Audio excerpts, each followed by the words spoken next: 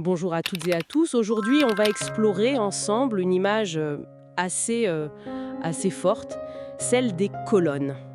On s'inspire d'une découverte archéologique faite près de Jérusalem, mais aussi d'idées plus profondes sur la foi, la communauté. Hmm. Imaginez, on retrouve une colonne en pierre, vieille de 2000 ans. Juste une pierre, mais qui porte toute une histoire. C'est fascinant, oui. Et la question qu'on se pose, c'est qu'est-ce que ça peut nous dire à nous aujourd'hui sur le fait d'être un soutien, un pilier?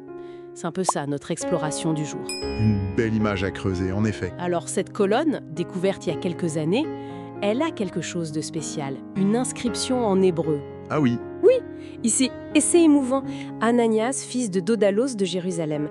Et ce qui est fou, c'est que c'est la plus ancienne inscription sur pierre qu'on connaisse qui utilise l'orthographe hébraïque complète de Jérusalem, comme on l'écrit encore aujourd'hui. incroyable. Ça donne le frisson presque. Toucher l'histoire comme ça. Exactement. Et ce qui est très intéressant là-dedans, c'est le mélange des cultures. Anataias, c'est un nom juif, assez courant à l'époque. Mais Dodalos, Grec, c'est ça? tout à fait, c'est grec. Donc ça nous suggère soit un père grec, soit peut-être un père juif très influencé par la culture grecque, ce qu'on appelait la culture hellénistique. D'accord. Ça rappelle un peu, vous voyez, certaines figures dont on parle dans des écrits anciens, nés de mariages mixtes, comme Timothée par exemple. Ah oui, je vois. Un monde déjà très connecté en fait. Exactement.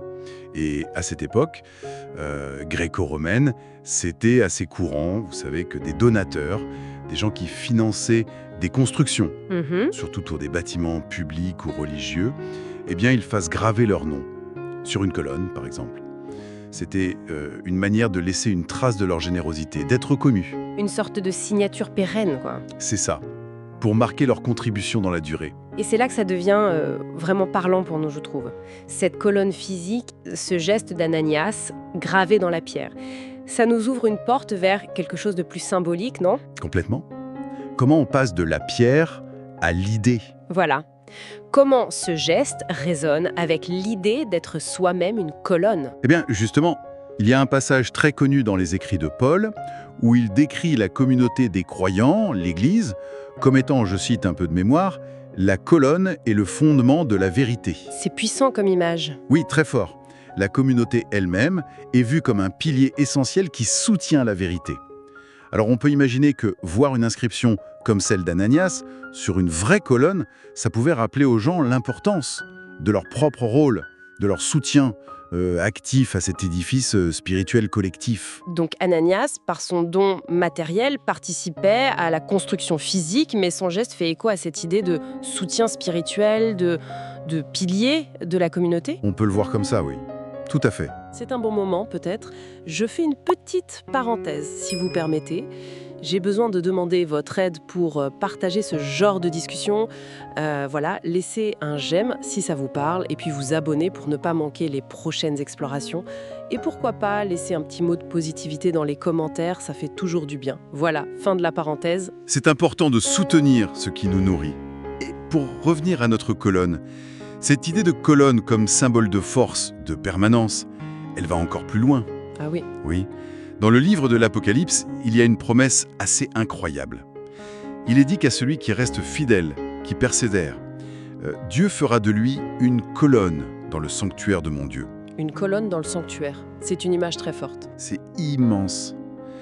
On passe de la colonne de pierre, gravée d'un nom terrestre qui peut s'effacer, à une colonne spirituelle, éternelle, dans un lieu céleste. Et sur cette colonne-là, il n'y aurait plus seulement le nom d'un donateur, mais le nom de Dieu, celui de la Nouvelle Jérusalem, le nom nouveau du Christ. Waouh! Donc on passe d'une reconnaissance humaine, ici et maintenant, Qui est belle, mais limitée. à une reconnaissance divine, éternelle. C'est ça, exactement. La permanence absolue. Du coup, même si on ne sait presque rien de cet Ananias, son geste, sa contribution, ça prend une autre dimension. Il a voulu laisser une trace. Absolument. Et c'est ça, au fond, être une colonne, symboliquement. C'est incarner la fiabilité, le soutien, la solidité. Être un témoignage qui dure. Le geste d'Ananias, même anonyme pour nous aujourd'hui, il reflète cette aspiration qu'on a tous, je crois, à contribuer à quelque chose qui nous dépasse. Oui.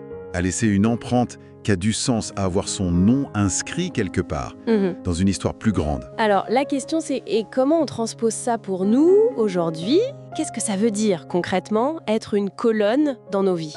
On peut y voir quelques pistes assez simples en fait. D'abord, je dirais l'idée de s'impliquer activement, D'accord. participer vraiment à la construction de ce qui est important pour nous, que ce soit la famille, une communauté, une association, un projet qui a du sens. Ne pas juste regarder, mais mettre la main à la pâte, quoi. Agir, contribuer. C'est ça.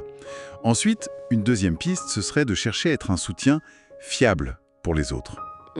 Important ça. Oui, être cette personne sur qui on peut compter, qui offre une présence stable, encourageante, être une colonne dans nos relations simplement, offrir une épaule, une écoute, de l'aide concrète. La solidité dans le lien humain. Exactement. Et puis, peut-être une troisième chose, reconnaître la valeur durable de ce qu'on fait, même des petites choses, Même si ce n'est pas visible. surtout si ce n'est pas visible. Comprendre que nos actions, nos gestes de soutien, même s'ils ne sont pas gravés dans le marbre ou applaudis, ils peuvent avoir une résonance profonde, une valeur qui dépasse la reconnaissance immédiate. La vraie valeur n'est pas toujours dans le spectaculaire. C'est une très belle perspective. Passer de la pierre gravée d'Ananias à cette promesse de colonne spirituelle. Ça nous pousse à nous interroger. Quel genre de soutien on est, nous? Quelle structure on aide à bâtir par notre simple présence, nos actions? C'est une question essentielle. Et tout finir, peut-être une pensée à méditer pour chacun, au-delà de ce désir parfois bien humain, d'avoir son nom quelque part, d'être reconnu. Comment est-ce que nos choix, nos actes de tous les jours, même les plus discrets, se fait dans l'ombre? Comment est-ce qu'ils construisent, peut-être silencieusement, ces colonnes invisibles mais tellement importantes qui soutiennent notre entourage, nos proches et les valeurs qui nous animent? Une belle question pour repartir. Voilà, matière à réflexion. Merci beaucoup pour cet échange passionnant. Merci à vous.